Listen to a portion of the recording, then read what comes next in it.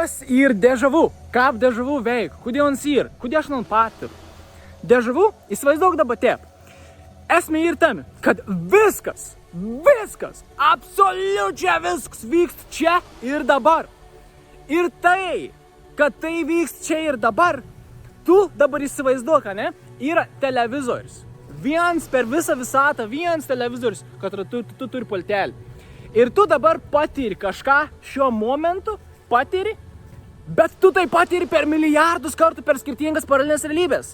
Ir tai įsivaizduok dabar paspaudi tą pultelį ir įsijungi kanalą kažkokį, katras rodo tą patį, ką tu dabar darai, bet 15 minučių prieki. Arba 15 minučių atgal, nes truputėlį atsiliek. Ir tu, kai patiri dežavu, tu realiai patiri kaip prakraujavimą kitos paralelinės realybės į savo realybę.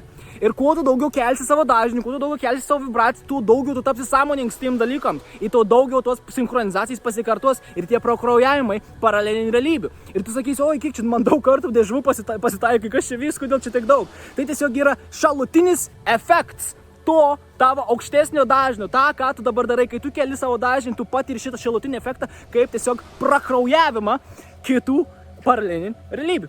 Ir viskas.